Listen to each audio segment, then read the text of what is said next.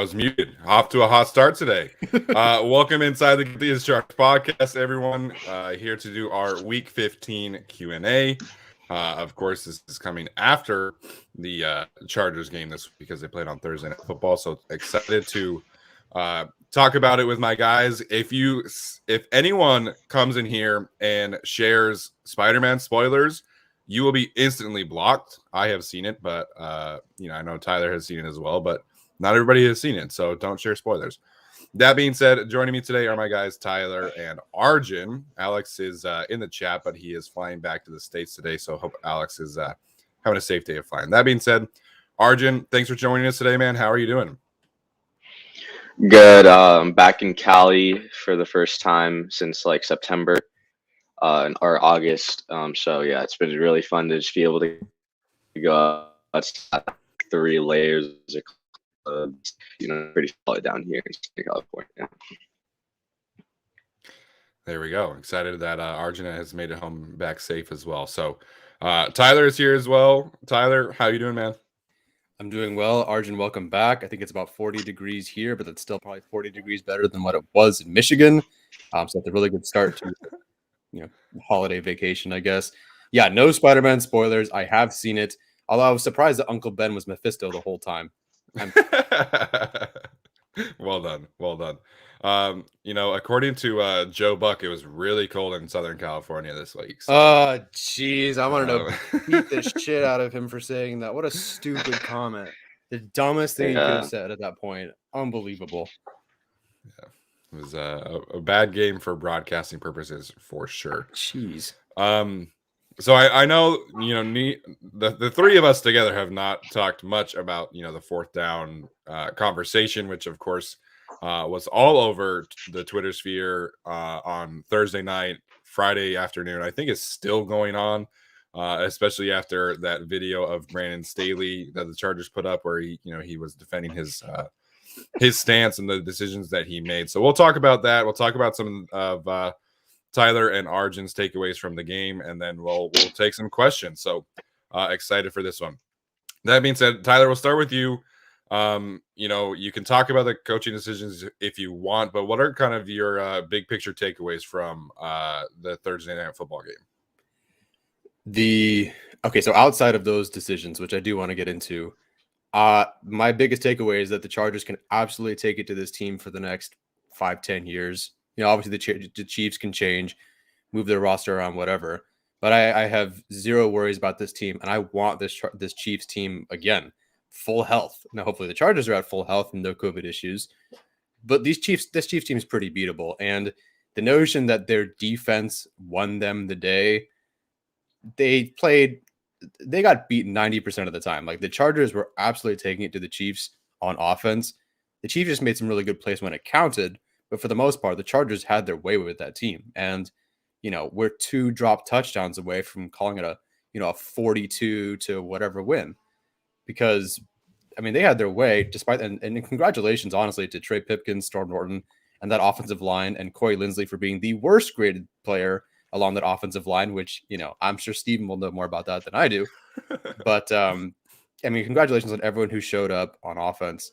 I want this Chiefs team again. That's my biggest takeaway, is this Chiefs team is definitely beatable. I'm sure Mahomes can put up more points in the future. Sure. But I think this Chiefs team is very beatable, even with Chris Jones. And I want to see them again in the playoffs. Yeah. There was a lot of talk about the Chiefs defense leading into the matchup. And, even during the game, after the first couple of series, it was like, wow, this Chiefs defense has played so well. And it's like, are they really though? Because the Chargers are doing whatever they want, in terms of getting yards, and they're getting into, the low red zone on every single drive, it felt like. So I thought that the narrative surrounding the Chiefs defense during the game, both on the broadcast and on Twitter by the national media, was kind of outrageous. And obviously losing Chris Jones hurts, right? But, the way that the Chargers offensive line dominated that game, that is something that I think the Chargers, that all of us here, Chargers fans should be looking forward to in the future, because this offensive line, playing without Rashawn Slater, playing with 2 backups on the right side, went out and completely dominated a division rival defensive line. So, I said on Thursday that was kind of my big picture. They only allowed 6 total pressures, 0 sacks, 0 quarterback hits, which is just insane. We all heading into this matchup without Rashawn Slater that there would be 0 sacks, 0 quarterback hits on Justin Herbert allowed by the offensive line. All of us would take that. I think all of us would probably assume that the Chargers would have won, but the offensive line was a real bright spot for me. Arjun, what's kind of your big picture takeaway from this game? Yeah, I mean, I'm sure we're gonna talk about the fourth down stuff, and my video next week is pretty much just gonna be revolved around that. But I mean, I think Tyler said it best. Like, we can hang with this team. Like, if we're being real, like, even the PFF guy I talked to, like, who people say hate the Chargers, they said the Chargers should have won that game. It's just, unfortunate things happened in key situations where you can't, like, you just can't make those mistakes. But really, like, to me, I just think from this game we learned that we have a head coach and quarterback who theoretically should be with us for the next however long Justin Herbert's going to play. I mean, I think Brandon Staley is an amazing coach. I think he made all the right decisions. Now, the one aspect which I'm gonna give him some slack for, because he's a first-year head coach. He's only been a coordinator for 1 year, so even as a coordinator, you get some say over, like, your roster personnel. But man, like, his decisions to bring in Trey Marshall and Eric Banks and, like, his guys have just not worked out. And, like, I hate to say it, but, like, I feel like Trey Marshall and Tavon Campbell really lost us that game. They just picked on Campbell, put him in those situations where they would have Hill going underneath, Kelsey going on a deep corner, or flip flop, and Campbell just wasn't able to read that. There were I felt like there were a lot of communication errors, and when they tried to play man without Derwin, I mean, Trey Marshall and Travis Kelce just a travesty at this point, right? No pun intended. So I was happy with the way the offense played until they got to the red zone. But yeah, I mean, Brandon Staley and Justin Herbert are the real deal. And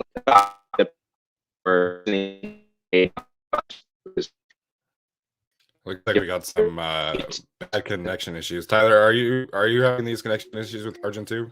Yeah, currently I'm having a couple of connection issues with Arjun. You're pretty clear. Okay. So can you hear me? Yeah. Yes. Okay. Why don't you guys talk a little bit? I'll change my network real quick. All right. Yeah, no problem. No, I do agree with where Arjun was going with the roster management, and I talked about that last week. I talked about that, against the Broncos and the personnel decisions, and heading into this matchup with the Chiefs, like, you need as many healthy bodies in the secondary as possible. And so, I totally understand Asante Samuel Jr.'s injury, concern with, the concussion, and you never really know, like, how that's going to go. But you have Alohi Gilman, who has been, who was dubbed by Brandon Staley as a serious injury. He was really banged up. He should have been placed on IR, like, flat out. And they should have been able to bring in another body, and they didn't. And so, everybody, on Twitter is like, I laughed at Bucky Brooks saying, like, oh, the Chiefs have adjusted to, or wait, no, that was Louis Riddick. Louis Riddick saying that the Chiefs have adjusted to the two high schemes. And it's like, no. You're playing a team that lost Derwin James in the middle of the game, that only has 2 other healthy safeties, one of which is a practice squad talent. Right. And you don't have Asante Samuel Jr., who's the team's top corner. The guy who replaced him was not on the field in the fourth quarter or overtime.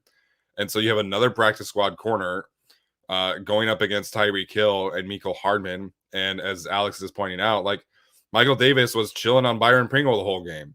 So I said this yesterday, my biggest and really only criticism of Brandon Staley's decision-making the last few weeks has been his roster management. And then in this game, you have to put Michael Davis on Travis Kelce or Tyreek Hill. As soon as you lose Derwin James, that should have been the move. And instead, he was hanging out on Byron Pringle until really overtime. And then by that point, the game was lost. So you can criticize Brandon Staley for the fourth downs, and we can get into that right now. But for me, the biggest criticism of Staley was how he used Michael Davis and didn't really make any adjustments with Michael Davis until the overtime period. Yeah, but last time was a combo of Campbell and Davis. Although they had Samuel Jr., they had Gilman, so you could do a little bit more. Arjun, do you know how the responsibilities were broken down with covering Kelsey? I didn't ask you to prep for that, so I don't know if you have it in front of you. I do not. I mean, based on like sorry. When I looked at on Pro Football Focus on the coverage stats, it was Drew Tranquil had a few receptions against him on Kelsey. It was Trey Marshall. It was, it was kind of the other players. Sorry to interrupt you, Arjun. No. I guess one thing I could do. I can check the breakdown of the coverages. Like Chargers, they did play like a majority of cover one, so 43. So they played 31 snaps out of 71 in cover one. 8 snaps in cover 4, 12 in cover 6. So they were trying to mix up their coverages, but nothing really seemed to work as well when Derwin James went out.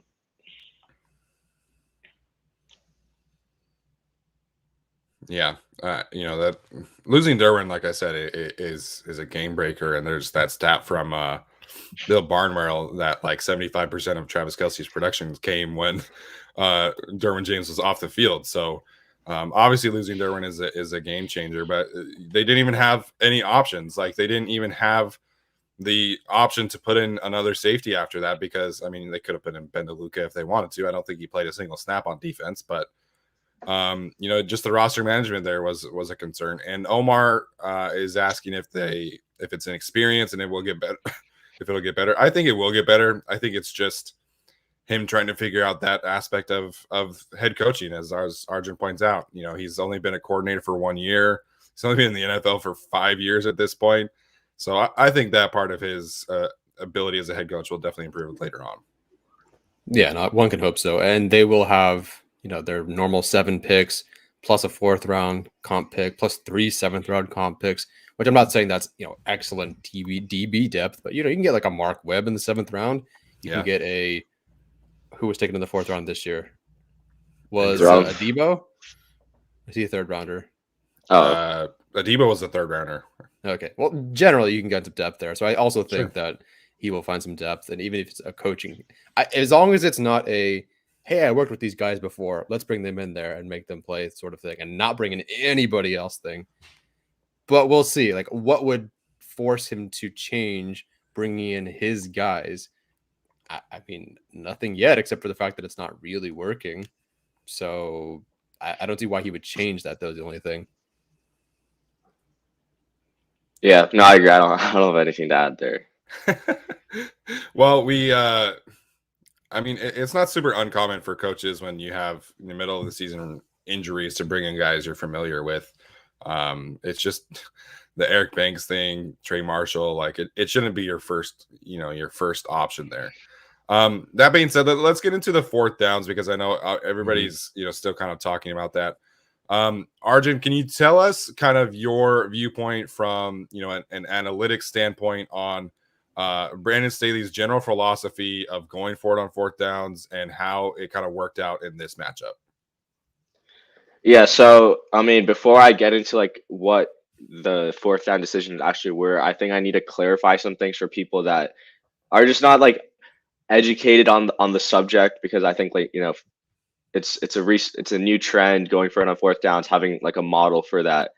So number one, Brandon Staley. I think Brandon Staley is more aggressive than he is like following a model. I think if the model is like, okay, there's a similar win probability to go for it and to punt it, I think he goes for it most of the time. That doesn't make him. I don't think that necessarily makes him like a smart or like a sharp head coach. Like sharp is the term we use in the analytics community, but him being aggressive makes him more sharp than 85-90% of the other head coaches. So I think that's where people are not like didn't really appreciate it. Like they thought he was being too aggressive. Now, with that being said, another thing that people don't understand is that analytic guys, or like the guys who are talking to Staley in his headset, they can't change a model in the middle of the game. Like it's like against the league rules. Like you can't change models in the middle of a game because it's against the rules. So these guys, the analytics guys, the department, they're creating these models before like the whole week. That's what their job is: create these models, talk with Staley, and they'll have they'll just have like a piece of paper, and they'll have like for each down and distance at each yard line, this is the go rate, right? If they were to change the model, like I'm sure a lot of the community outside of analytics doesn't code, so like they're training this model on years of data, so the amount of time it's going to take to create a new model is more than 15 minutes, which is what halftime is. So you're not even going to get to change the model to where you can use it. So whatever Staley had coming into the game is what he's going to use. So I'm sure that the model, especially against the Chiefs, is going to say to be more aggressive than it is going to be against any other team. I can't say why it's against the rules because I don't know, but like that's just what the rule is. You can't code during a game, and even if you can, I don't know how effective it's going to be because drives you got 40 seconds in between plays. Now, with all of that being said, I 100% support, everything Brandon Staley did. Every single public model you can take, ESPN, Ben Baldwin's model, New York Times, PFF, what else is Next Gen Stats, Football Outsiders. Every single model had every decision being correct for Brandon Staley. Now, I'd love to hear your guys' thoughts on some of them, but I mean, I couldn't find a fault in what Brandon Staley did because when it comes down to it, all Brandon Staley did was try to make a 1-possession game a 2-possession game. Every single chance he had to kick a field goal, the first drive, that would have gone from 0 to 3 points. At halftime, which is the big controversial one, he would have gone from 4 to 7. That's still that's a 1-possession to 1-possession. And then the 4th and 2, it's a 1-point game to a 4-point game. So like you're not moving the needle as much as going from a 1-possession game to a 2-possession game. So I'm just confused on like that's an Anthony Lynn play style. You're playing not to lose. You're taking the easy points, but as we all know, you have to score points to beat the Chiefs. And I'm sorry for making this so long, but I mean, at the end of the day, Brandon Staley has repeatedly stated he wants to be aggressive. And if you can't trust Justin Herbert to get 2 yards against one of the like a below average defense, missing its best player, then, either you as a fan don't have faith in Justin Herbert or you just don't trust this offense for some reason, which has been putting up points repeatedly throughout the season. I'm sorry for making that so long. No, that's great. Go for as long as you need to. I guess one thing I want clarified. So they can't, like they are barred from coding and adjusting during the game, or they just can't because there's no way to run through that much math and coding during a game. Yeah, I don't think they can. I mean, like I don't know how useful. I'm pretty sure you can't code, and even if you can, like you're not going to be able to get the data loaded in and do whatever you want with it while the game is going on. Plus, I don't even think they have Wi-Fi in the booths or whatever.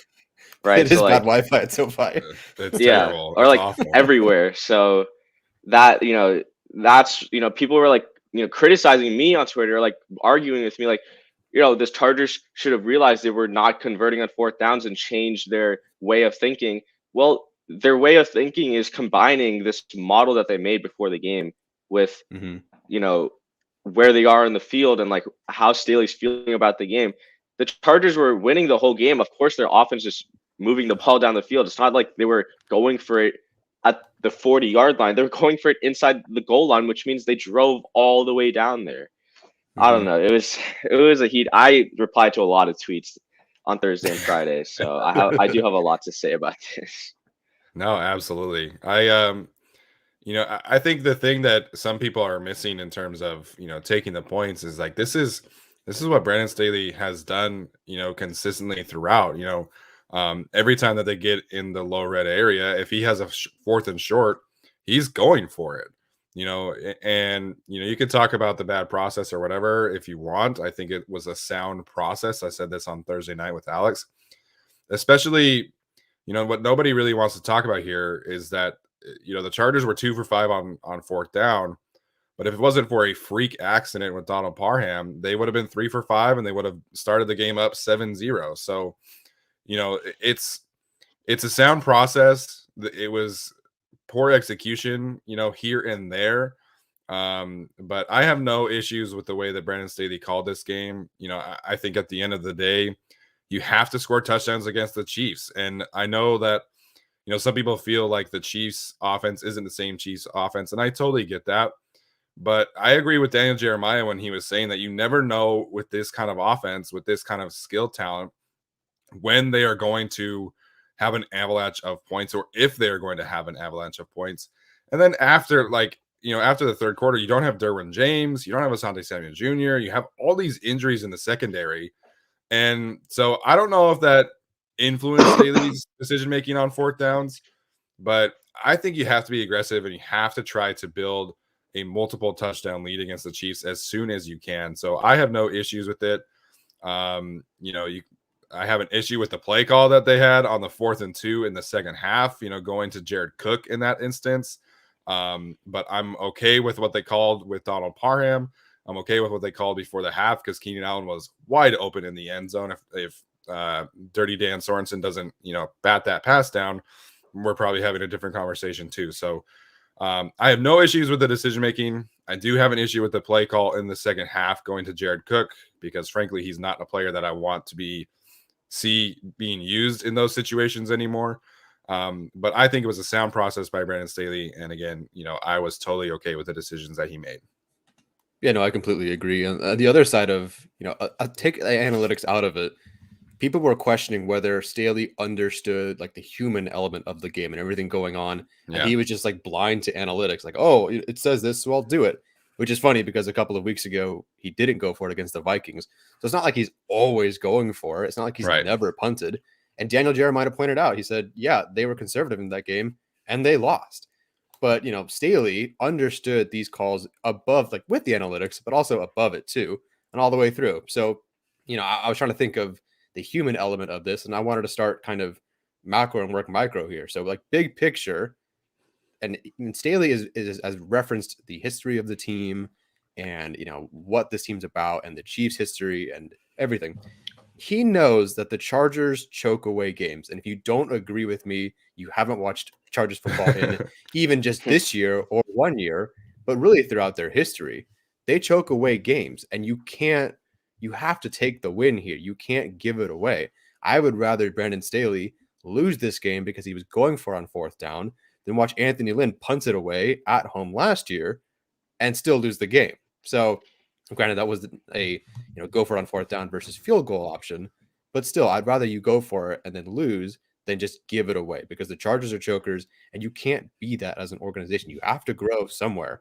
You can't be the same Chargers team. If you narrow the focus even more, the Chargers have only beaten the Chiefs 4 times during the Telesco era, and if you don't count that meaningless game last year where the Chargers didn't need to win and the Chiefs weren't playing any players, and 3 of those games took bold decisions. You have a Weddle fake punt, a 2-point conversion to Williams, and then this year against the Chiefs, already this year, where they went for it 3 or 4 times, whatever, and got 14 extra points out of it, and they won there. So again, understand, I don't understand when people are like, oh, he doesn't understand, his team, or he doesn't understand the human element. Yeah, he's understanding it at every level right now. Let's go even more narrow. Up until that point in this game, the Chargers were 6th in EPA per play on 4th down heading into the game. And before that, they were converting, if you don't count the special teams gaff, they were converting on 2/3 of their 4th down conversions. Mm-hmm. Now, the last half of the season or so wasn't as good at 4th down, but overall, you go into that game knowing that if you're given 3 chances to convert based on your history, at least this year, you'll probably get 2 of them. And, for added comfort heading into that game, the last time you went for it on 4th down in the red zone, I believe from the 5 or whatever it was, you scored to Keenan Allen wide open against a good Bengals defense. Mm-hmm. So, and even narrow the focus even more to just this game, the calls themselves in general, either before the 4th down or on 4th down, were good outside of the play to Cook, which I haven't watched all the way through, but obviously targeting Cook in the instance isn't great. Right. But in general, everything before the 4th downs and up on that 4th down were solid. Williams wide open, drop touchdown. Parham wide open, freak accident. Cook was wide open on 3rd down, I believe. Should have had a touchdown. Allen was wide open on that 4th down. So in that game, the Chiefs, your guys were open. You could execute, but they didn't. But the Chiefs weren't stopping the Chargers. Right. 90% of the time. So you have your confidence in your guys to at least get one because the line was blocking, the calls generally were working. It just one guy didn't execute. But if you're the odds of them making a mistake every single time and not converting must have been so low. Like if you're expecting 2/3, the odds of them going, and not getting any red zone touchdowns, it must be really low, especially considering what you're watching. They only needed one break. And then in that game, again, more human element. Staley knew that James was 100% and that at some point the floodgate was going to open. And it did. And the Chiefs would score. They did it last time they played, right? Where they were at like 21 or 24 unanswered points. He was right. And then you want to get those points as early as you can because you know that Keenan Allen's now banged up. Austin Eckler was banged up. Mike Williams is banged up. Donald Parham was knocked out. So I don't want to try to be playing catch up at the end of the game when my guys are potentially not even healthy at that point or they're pulled out of the game. Do it while James can be on the field. Do it while Eckler is hanging in there. By the end of the first drive, they had 2 players knocked out of the game almost. One definitely, and Williams was hurt. Allen was hurt in the first half. Go for it then, because at the end of the game, when you're fatigued and beat up, you might not be able to. So go for it then. So I really just don't understand how people were like, oh, well, Staley just didn't, he's only an analytics guy. No, I think from everything, from the history of the team to what they did this year, to what they did in that game and leading up into that game, I think at every single level it checks out. And so, if Arjun says from an analytics perspective it makes sense, and it does at every model, and from a team history perspective and the identity of this team it makes sense, I have zero issues with the idea. So I want this team to win. I love Brandon Staley going for it. It didn't work, but I'll take it. Because guess what? Steven wouldn't have been watching the Browns win or the win against the Browns in the stands if he hadn't gone for it. We would not be in the playoff hunt, I don't think, if they went for it against the Bengals. I know they won by more than one touchdown, but that changes the outcome and it changes the way the game flows. And who knows? Like maybe they're closer, they'll go for it more times. I don't know. So I'm completely on board with it, and I see nothing against it. Honestly, I really don't. Yeah, to that point of him not being able to feel out a game. In that Browns game, he went for a 4th down on like their own 30-yard line. I'm fairly certain that the analytics did not tell him to go for that play against the Browns. So, we've seen Brandon Staley kick in some instances, when, the 4th down suggestion was a strong go. We've seen him punt before when it was a strong go against the Vikings. So I think this was him being specific to this game as opposed to him being like, oh, I'm only going with the analytics. So, I definitely disagree with that one. And that it's funny that when somebody is really going for it on 4th down, the anti-analytics hive comes out and says he's only trusting analytics. It's like, well, are you watching the rest of the season? Like the other games and decisions that Brandon Staley has made prove to me that he can feel out each specific game. And this was him doing that again because he knew that he had to score touchdowns. Yeah, I mean, at the end of the day, the way I saw it is like people who aren't educated or just don't understand the decision making. They'll like the decision if it works. They'll hate it if it fails. It's pretty much like that's what it is. If they kicked the field goal and we lost, like the analytics community would have been like, this is where Brandon Staley lost the game.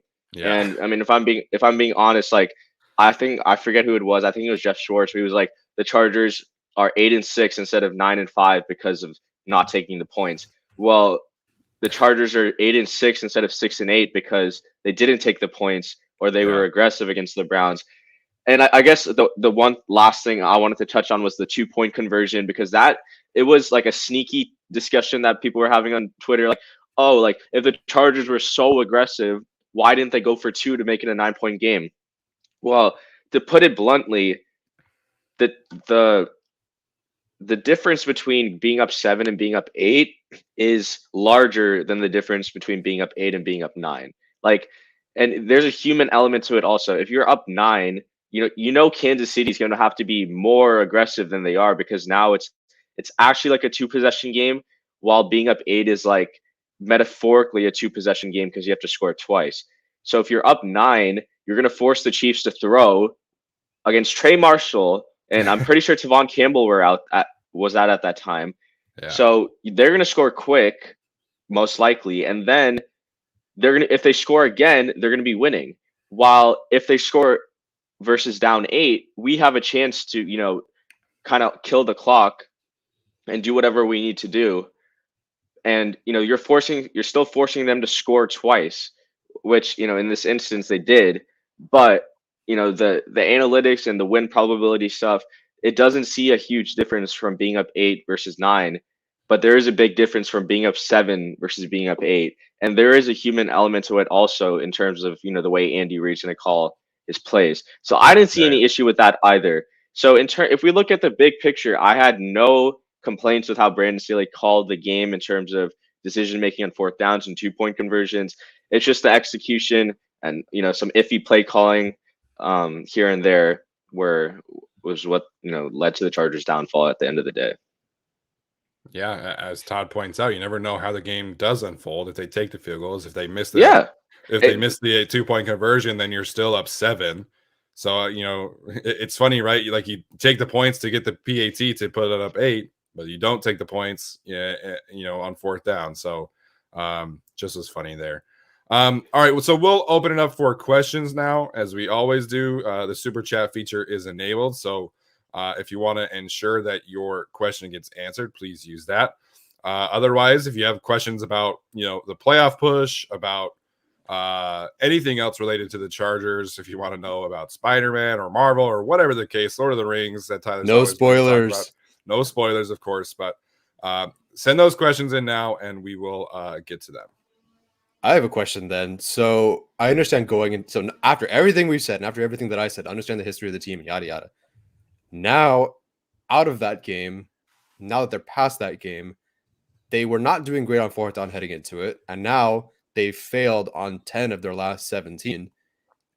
I guess, Arjun, do you think that will change things moving forward? Or do they still stick to this same aggressive approach? I'm sure it's kind of game to game as well. But, you know, as they're drifting away from being more successful, granted, one game really shouldn't change that. But again, failed on last 10 of the last 17.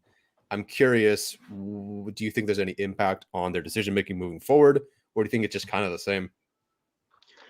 I do think it's going to be the same. I think Brandon Staley has one of the best understandings of going for it on fourth down. I think John Harbaugh is still the king there, but I think Staley understands the idea that going for it on fourth downs, every fourth down is an independent down. It's an independent trial. It doesn't have any relation to the one before it or the any of the ones after it.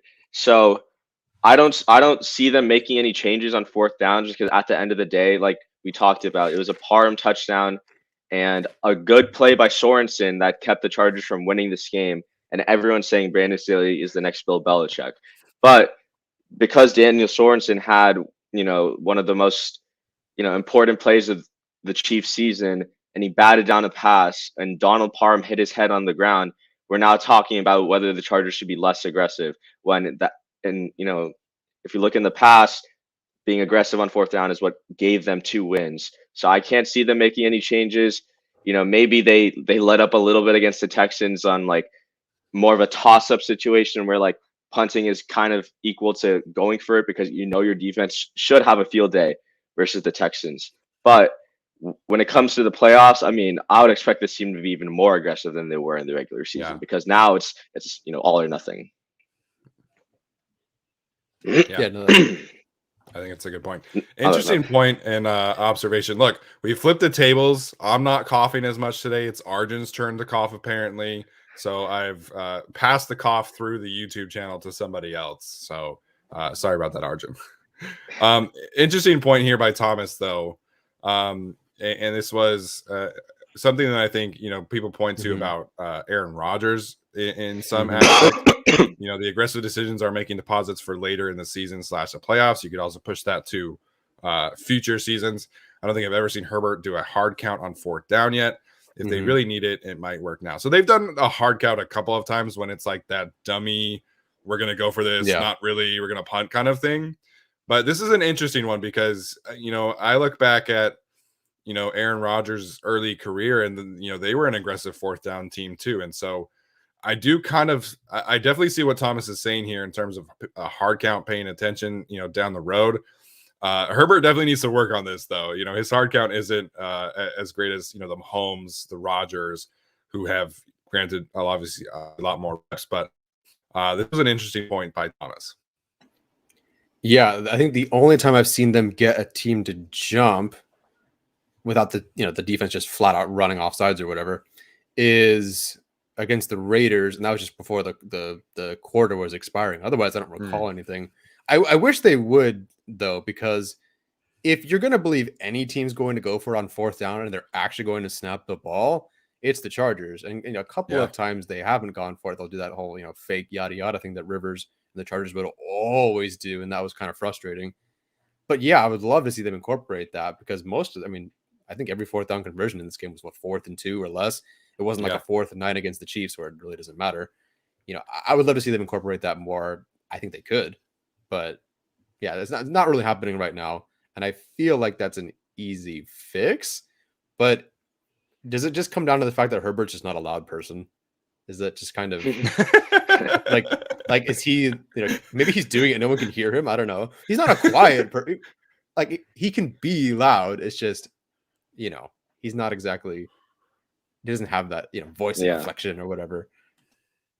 I know Corey Linsley's done stuff where he like turns the ball sometimes, and like he doesn't get called. I don't think that's a penalty on him.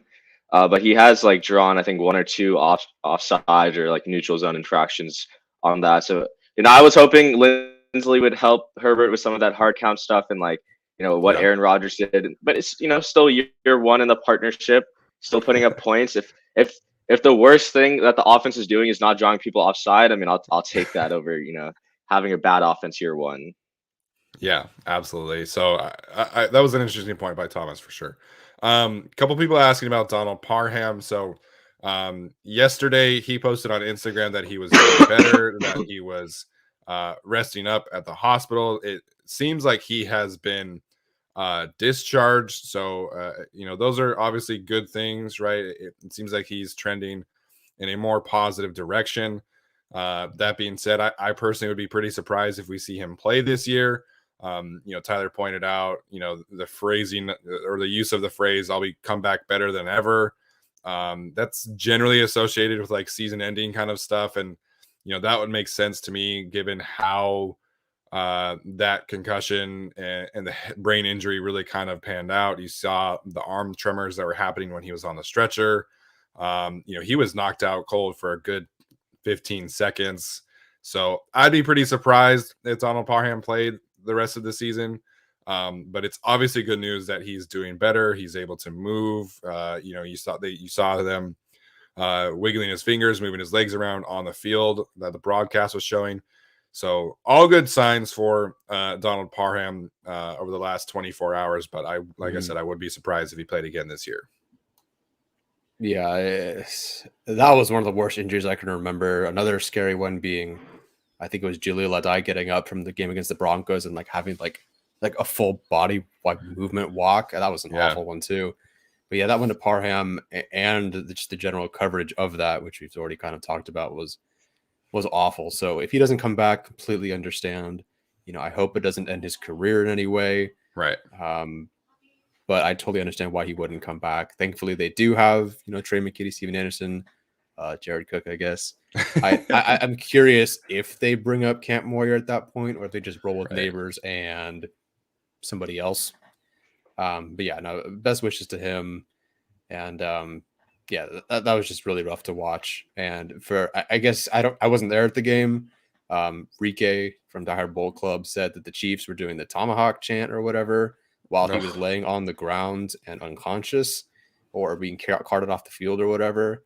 I don't know what it is about opposing fans this year, but I believe when it was the Cowboys and Murray got hurt, they were cheering. I believe the Vikings did it as well. I forget who got hurt in that game. Just awful from the opposing fans, and people need to do better because that's disgusting.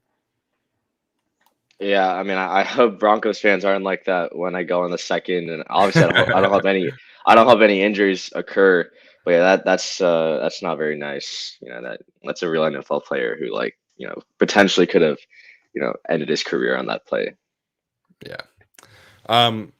Interesting question here from Dustin Bradshaw. I know somebody asked about the special teams.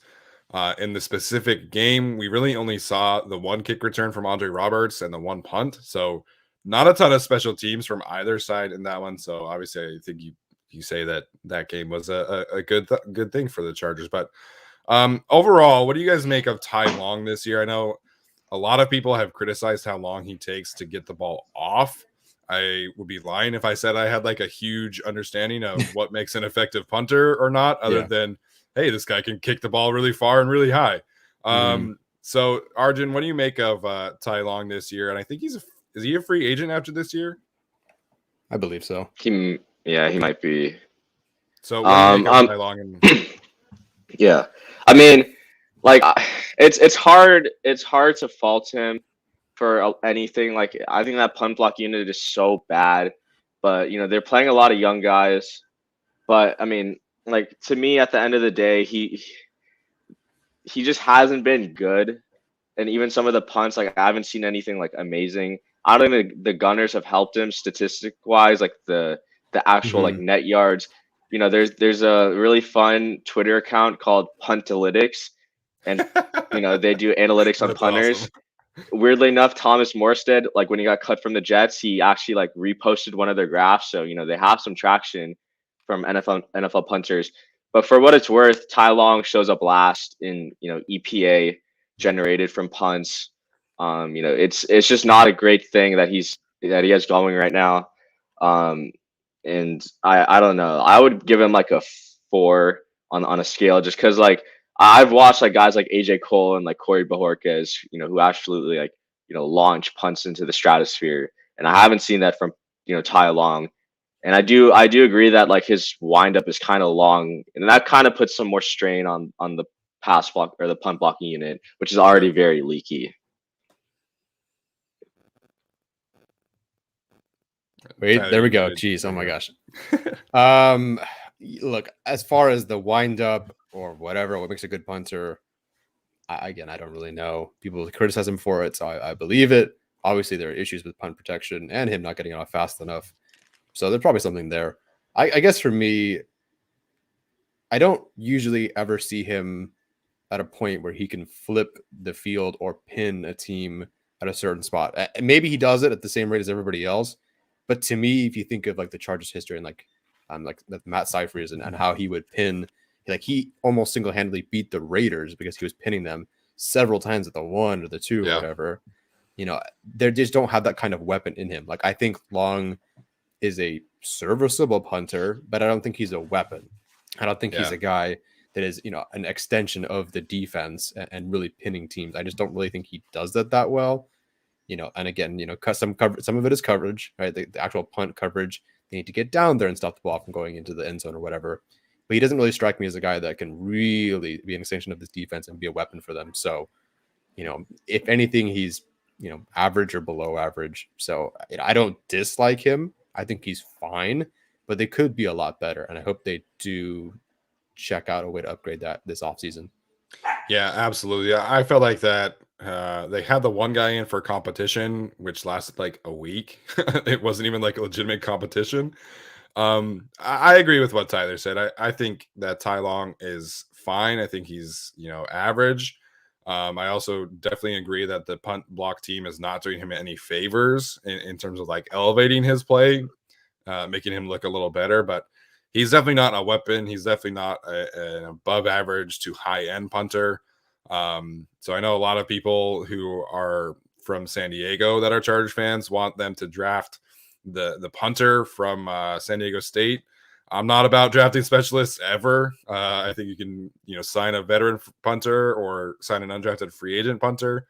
But definitely bring in some competition next year. If you want to give Ty Long like a 1-year contract to see kind of where that ends up next year, then I'm totally cool with that. Overall, though, I don't know what it's been the last few weeks, but I'm generally excited about how the special teams is sort of kind of figuring it out. I didn't realize that the Packers are now the worst team in special teams DVOA. Yeah. I never would have guessed. I didn't know their special teams is all that bad. Chargers are 31st now, but Andre Roberts, like that's a priority re-sign next year to me. I think Hopkins potentially is one. I know it's not a huge sample size, but only 2 missed extra points, only 1 missed field goal. only 13 field goals attempted, and the only miss was outside of 50.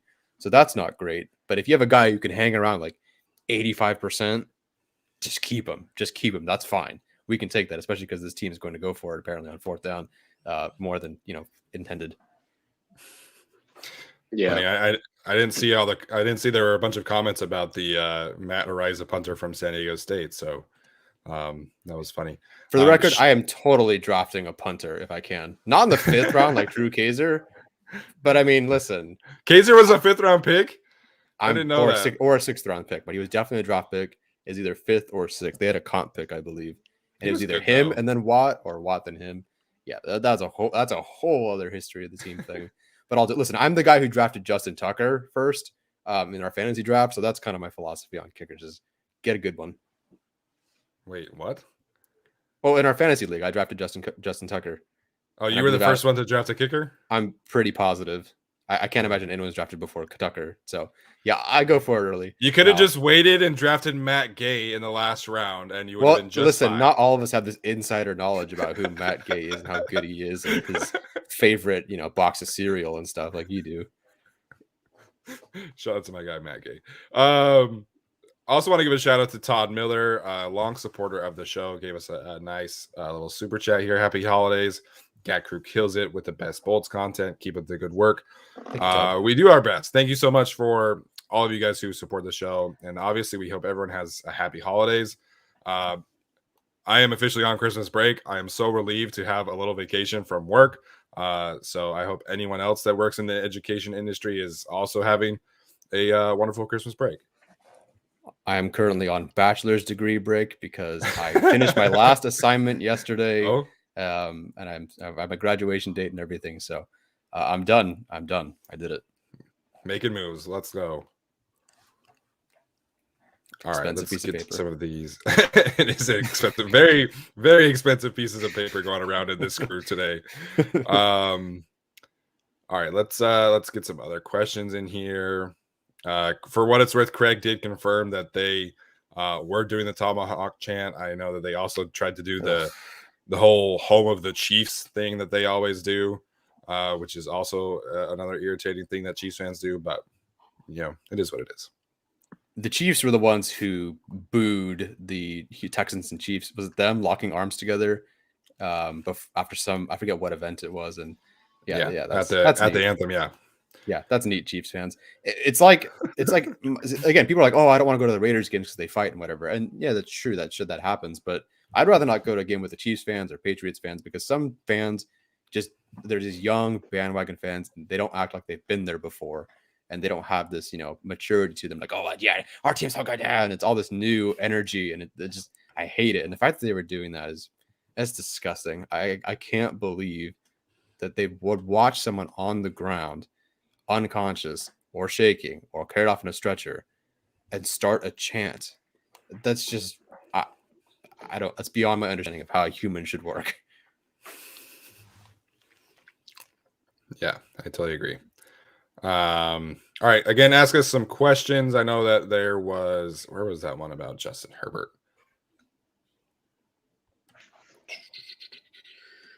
Okay, Victor wanted to know any concern with the amount of interceptions that Justin Herbert has thrown this year. Arjun, why don't you go ahead on this one first? I don't have any concern. I think, frankly, as an analytics guy and as someone who's watched a lot of football, I think interceptions can be overrated by fans, in terms of evaluating quarterbacks. A lot of times interceptions can just be a dropped pass, like what we saw with Eckler against the Broncos. It could just be, the receiver, not making a play on the ball. It could just be, ultimately a 50-50 ball that the defender makes a good play on, like the Chidobe Awuzie pick against the Bengals. There's just a lot of things that can be unfortunately can go wrong for an interception to happen. Doesn't mean the quarterback's bad. Doesn't mean they're not able to read defenses. Herbert threw a freaking ball off Cam Hayward's helmet against the Steelers that turned into a pick. And didn't the same thing kind of happened right against the Chiefs? It was definitely a tipped pass. Tipped pass. Yeah, and it's so weird. Herbert's 6'6", and he has one of the highest number of batted passes in the league. It's absurd, but Yeah, I mean, I'm not too worried about the interceptions. I do think like it doesn't really it doesn't measure aggressiveness at all, but it does mean, Herbert could have been unlucky in a lot of situations. I think that's something I'm trying to look into in the offseason, like, Mhm. how many interceptions are, a case of drops and all that. But that's another thing I'll look into for PFF, I'm sure, later in this season. Yeah, no, I have no worries about his interceptions. His, turnover worthy play rate, I'm sure, is very low compared to a lot of, it's certainly Yeah. lower than Joe Burrow's. But there's like 4 interceptions that were his fault, really, like bad decisions. Otherwise, it was, Allen gets undercut in a route against the Cowboys, and then And fell Allen over. falls in the end zone against the Cowboys. Against Uh-huh. Baltimore, goes off of Cook's hands and intercepted. And against the Patriots, off of Eckler's hands, intercepted. And then Cook and Herbert have the miscommunication. That's a pick 6. Minnesota, that was on him. Pittsburgh, tip pass off of Hayward. Denver, off of Eckler's hands. One was on him. Bengals, it was a shot kind of punt sort of thing that did hit Palmer in the hands, which is a good play by the defense. And against the Chiefs, it was a batted pass. So it's not like he's forcing the ball so Right. unnecessarily and getting picked off. Like, I think he's played really, really, really, really clean football this year. And, he has 12. It's more than last year, but I could probably eliminate 8 of them, as his fault. I don't think he's really thrown more than 4 or maybe 5 that were really on him. Maybe if you want to say that he's staring down guys too much, and that's why he's getting batted passes, maybe. But otherwise, no, I have no worry about this. He's just a clean quarterback who takes care of the football. Yeah, and my biggest thing with turnovers has always been, are you making bad decisions or are they kind Yeah. of fluky, bad passes or they good plays by the defense? And I think, we've seen kind of a mix of all of that with Justin Herbert. But the most important thing is that the interceptions that come off of bad decisions are very, very minimal. And that is the good thing. He has 0 turnover worthy plays under pressure over the last like 4 or 5 weeks. So that's really my biggest thing is, are you making good decisions throughout the game? And are the Mhm. interceptions something that you can control, or is it kind of just out of your hands? And I think that's really my biggest thing. Todd points out, lost in the 4th down talk is Mike Williams not ready for the hot read on the last drive. Herbert nearly hit him with the ball and would have been a huge gain, to field goal range or even a touchdown. That was brutal. Yeah, Mike Williams did not have a good game. I'm sitting there looking at the Pro Football Focus stats and seeing, 7 targets and 3 catches for Jared Cook and 9 targets and 3 catches for Mike Williams. He dropped a touchdown, dropped a big gain, as Todd is pointing out here. So, um, Mike Williams has had a big opportunity the last 2 weeks to kind of build some momentum towards the end of the season and really kind of solidify his case for a long-term contract. First, last week playing without Mike Williams. This week, they really counted on him in several clutch opportunities, and he just really did not take advantage of that. So I think that's a good point. Mike Williams not really playing his best ball down the stretch, which is definitely going to have some ramifications in the offseason. Yeah, it's so tough because the last time they played the Chiefs, he was like the reason that they won that game Yeah. almost. In this game, I had to leave to go watch Spider-Man No Way Home, so I didn't see that last drive. So I don't know exactly the play that he's referring to here. But there's a couple of times like, okay, he'll win the 50-50 ball down the sideline. And then on another play, Ward or whoever it is kind of just like he can't turn around and get, I don't know. It's so frustrating to watch him drop passes in the end zone where they should be pretty simple pitch and catches. Yeah. Against the Vikings, that would have changed the dynamic of the game. I'm sure maybe the Vikings wouldn't have gone for it on 4th down. Maybe or they would just punt it away or they would kick a field goal instead or whatever. They're dropping that easy walk-in touchdown, dropping the touchdown against the Chiefs. You can't drop pretty simple touchdowns in 1-score games. And, it's great that he's good at the 50-50 ball, but if you can't be consistent down to down, same can be said of Jared Cook. And I think Jared Cook's far less explosive. You have no business being on the team. Like this team, if the offense is going to work like it is, and yeah, you want the chunk plays too, but you need to be efficient and you might need 10, 12 plays to get to the end zone. And if you go all the way there and you're just dropping a easy touchdown in the end zone, it's not even like a drop. It's like he's late to even get his hands up to catch the football, hit him in the chest sort of thing. Like I expect that from Jalen Guyton, maybe not Mike Williams. Not at this point in his career. It's just really, really frustrating. And I don't want them to break up this wide receiver room, but he's making it very difficult to want to bring him back because it's just kind of a disappearing act that happens. It's not for lack of targets. I like him. I think he can improve and he'd have the play of the game in the postseason maybe, but right now it's just so hard to trust him so consistently. And if Allen's hurt, Allen's banged up, someone's got to step up. And listen, that catch from Palmer was a big deal. Huge deal. I mean, unfortunately they didn't win, but it was a huge catch. I think you got to lean into that at some point. Hands have to matter. And if Williams I'm surprised they didn't credit him. PFF didn't credit him with a drop on either situation. And on that first drive, I think there's at least one for sure. But his drops this year, just bad moments. They're bad drops, and he either needs to fix it or they need to move on because it's not worth it. It's not worth not having a touchdown because you can't catch a ball in the end zone multiple times in one score games. So I'm ready to kind of start turning things to Palmer, but I don't know. It's probably premature, but Palmer deserves more. Yeah, I mean, you can't bench Mike Williams for Palmer. I mean, Mike's only 36 yards away from 1,000-yard season, right? Like him and Keenan will probably be the first duo, like actual receiver duo, not Kelsey and Hill, to reach that milestone this season.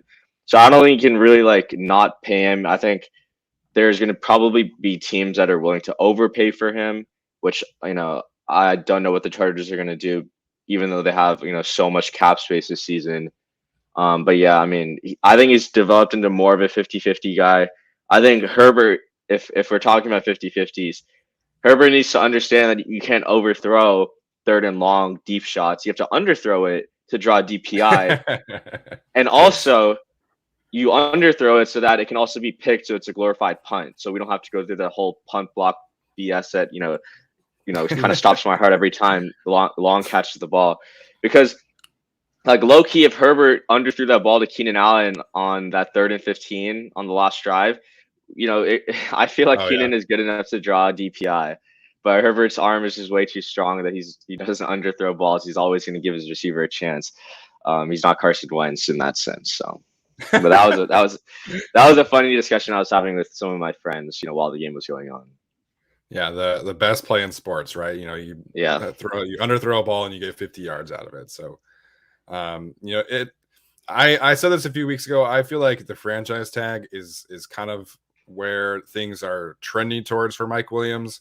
Then you can kind of reassess where Josh Palmer is at. You hopefully add some more talent into the room. And bring some more speed in for sure. But I think things are trending towards a franchise tag for Mike Williams. And then they'll kind of reassess in 2023. Fun question here from Thomas Martinez. At this point, with the playoffs coming up, and obviously Chargers trending towards a wild card berth, who would you most rather have a rematch against? The Chiefs, the Bengals, the Ravens, or the Patriots? Arjun, we'll let you go first this time. I think so. I think we had this question last week with Alex. I think my answer was the Bengals. And honestly, like I'm kind of gonna change my answer just because I think the secondary depth has been so bad this season that like I don't know if we're capable of handling 3, top targets. I think I'm gonna switch my answer to the Ravens. Actually, like I think Staley should be smart enough to be able to make adjustments to an offense that killed them. This defense is probably not going to be where it used to be, even though Harbaugh and Martindale are good coaches. I think the Ravens are just way too banged up to make some noise in the playoffs.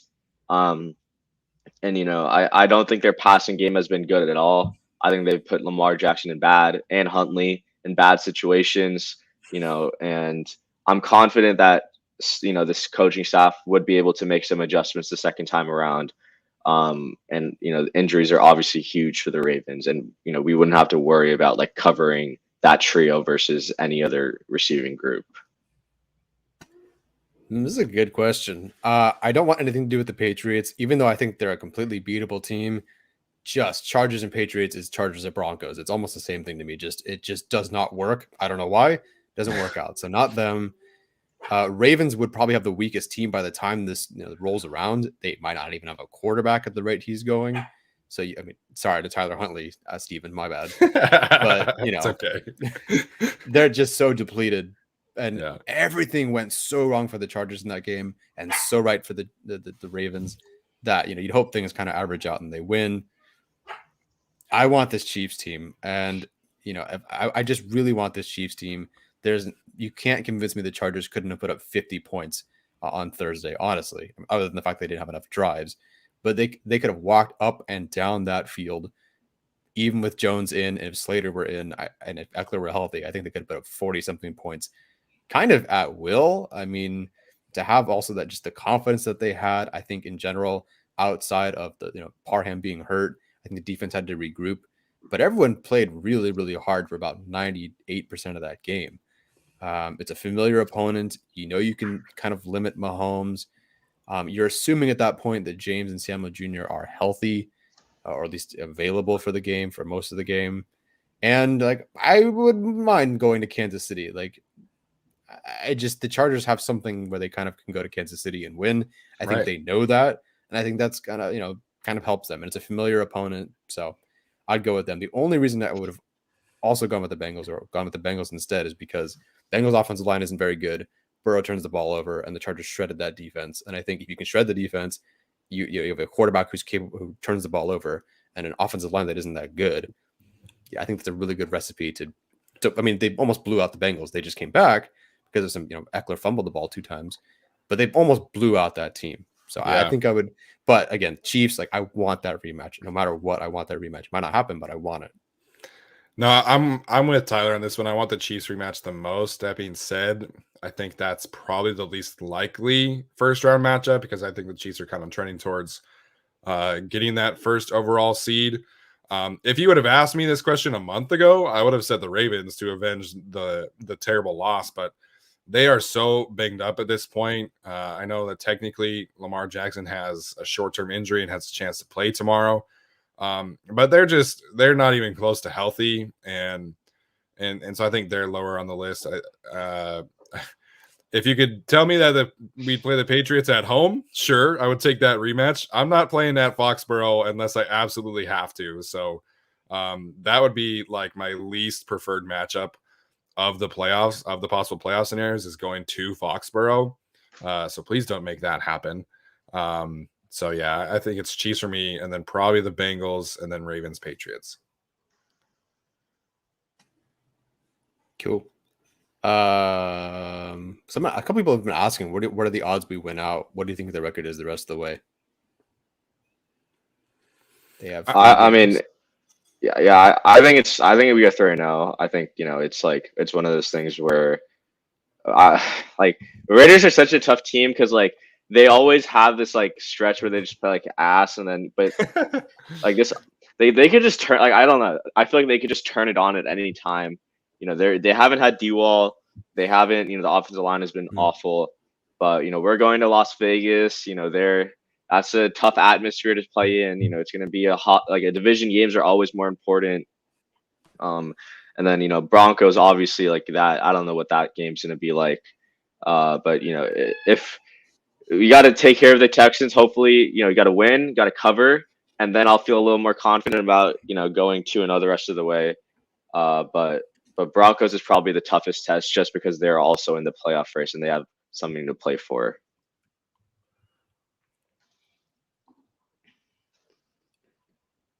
Yeah, they should definitely beat the Texans and definitely beat them easily.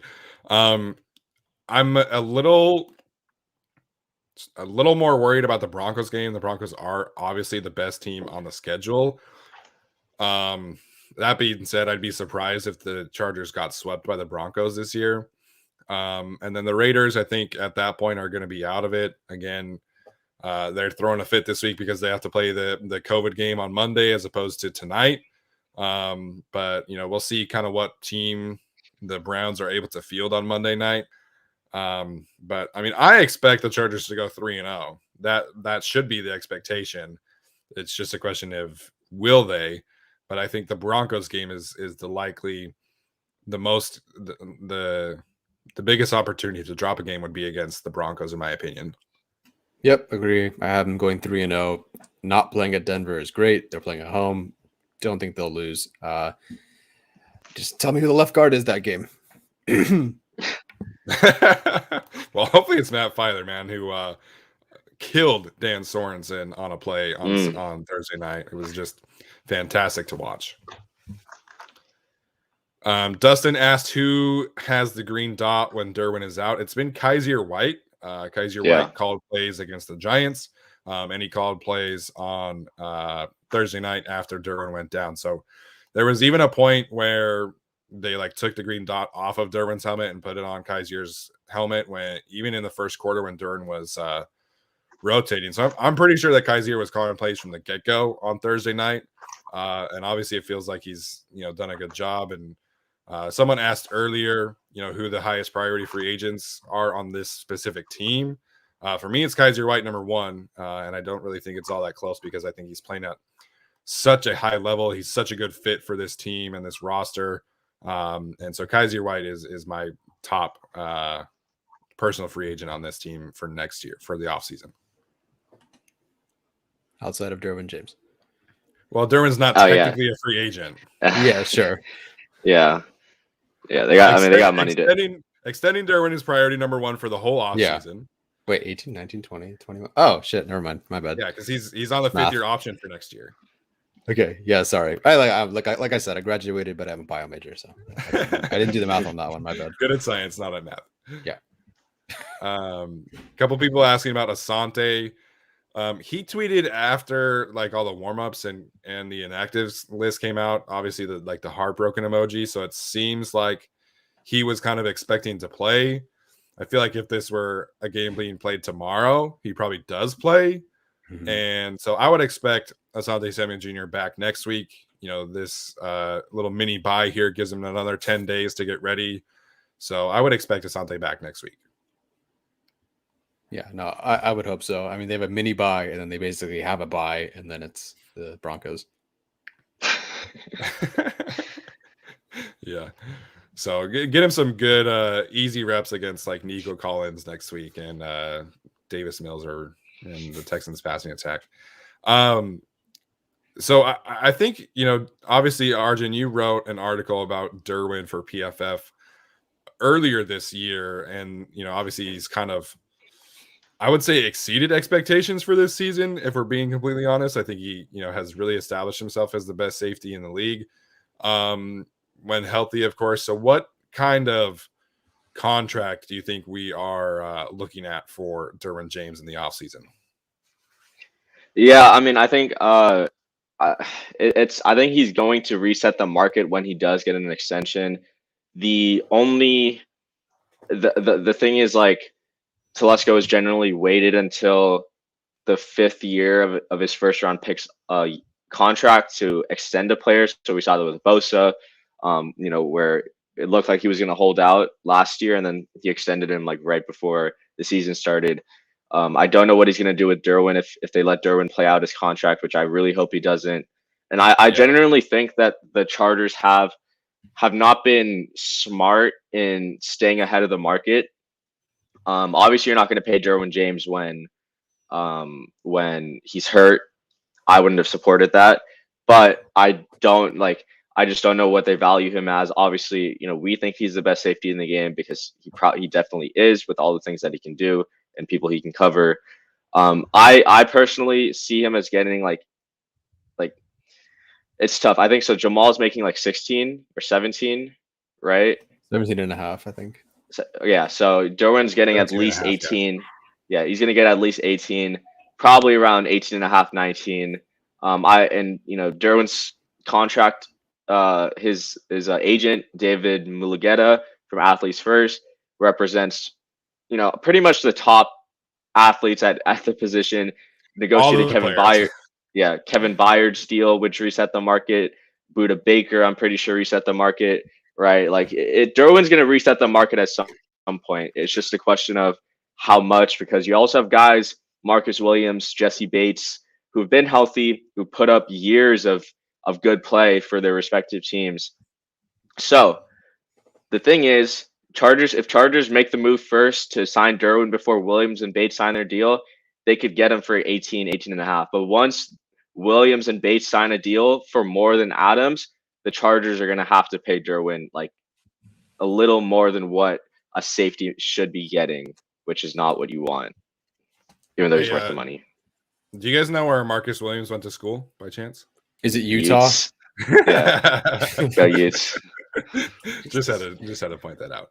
Okay. You know, the safety market is really interesting because you have Jamal Adams 17.5, Harrison Smith at 16, which I think he's worth it. Justin Simmons at 15.25. His extension came just this past year, right? Like this past offseason. Mm-hmm. Buda Baker at 14.75, Eddie Jackson 14.6, Kevin Byard 14.1, Tyrann Mathieu 14, Landon Collins 14, Devin McCourty 11.5, and John Johnson rounds out the top 10 at 11.25. So I love Marcus Williams, obviously, you know, Utah guy. I'd be pretty surprised if he resets the market, especially with the Saints, given their situation financially. So maybe you look at Jesse Bates as a guy who kind of resets the market. I do think he is worth it. I do think he is a top safety in the league. But I definitely agree, you know, the sooner the extension comes, the better. But that being said, if they end up paying Derwin James $20 million a year, like, I'm okay with that. I think he's worth it. And, you know, the cap continues to go up and up and up, and it's confirmed at $208 million next year. So I'm okay paying Derwin James $20 million a year if that's what it takes, and I think he's worth it. Yeah, no, I really don't care. I mean, I would more nickel and dime with Mike Williams if I had to, but screw it. Yeah. Derwin James, I don't care. I really don't care what they pay him, and it won't be anything egregious. Like, it won't be some crazy overpay. So, yeah, pay him whatever he wants, and we'll enjoy his time with the team. Yeah, absolutely. So we'll wrap up a couple things here. Thomas, damn, Seahawks overpaying for a small linebacker, pretty much. Couple people asking about Brian Bulaga. I've received tons of questions on Twitter about Brian Bulaga. I have said from the beginning, I do not expect him to be back this year. If he is, fantastic. You know, obviously that helps with the depth situation on the offensive line, but I do not expect him back. He was at the practice facility, I think 2 weeks ago. So there's really no update. I don't think he plays the rest of the season. Yeah, and let's not jump into this Trey Pipkins bandwagon because he had a good game. We saw this with Storm Norton. First good start against Washington. You know, Chiefs pass rush is pretty solid. I'll give them that. Washington's pass rush at the time was really good. And then we saw what Storm Norton became, allowed the fourth most pressures of any tackle heading into this game. So let's not overreact and say Trey Pipkins was like this. You know, he had a good game, but let's not act like he should be our starting right tackle. Like, he's still a swing tackle at his, you know, that's what his value is. So let's make sure that we don't, you know, jump on this train that shouldn't be leaving the station. No, that's the best case scenario for Trey Pipkins. Obviously, you know, I'm going to sit down and watch the film here in a little bit, actually. So we'll see really how Trey Pipkins played. The fact that he only gave up 3 pressures, it's great. You know, for whatever reason, he plays well against the Chiefs and like not good against anybody else. But you know, I have a feeling that I'm going to go watch this film and see that they did a lot of scheme things to help him and Storm Norton out, and that's okay. You know, Trey Pipkins did his job. I was impressed with what he did as a run blocker during the game more than anything else. But they needed a good game from Trey Pipkins, and they got one. Of course, like I said, I'm sure the scheme and the game plan really kind of helped facilitate that things. And same thing goes for Storm Norton. I mean, he allowed 0 pressures against Melvin Ingram and Frank Clark. That's fantastic. Or wait, it was 1 pressure. Excuse me. Wait. Yeah, 1 pressure. So, you know, a lot of that's going to be scheme, but they played well. They deserve credit for it. I'm still adding multiple tackles next year because I think, you know, you really need to kind of upgrade from Brian Bulaga and upgrade a swing tackle position if you can. But that's just me. You know, congratulations to him. We were all kind of worried, and I think it was Arjun in the chat was like over under 1.5 drives where Pipkins gives up a sack. And Yeah. I think we took the over, and we were right. But yeah, no, good for him. I'm curious to see how that game worked out. But yes, I'm not on the bandwagon for Pipkins after one game. We've seen it, like Arjun said, go bad already this year with Norton. And then we just also kind of have already seen Pipkins play tackle. I hope if he's developed somehow since the preseason, awesome.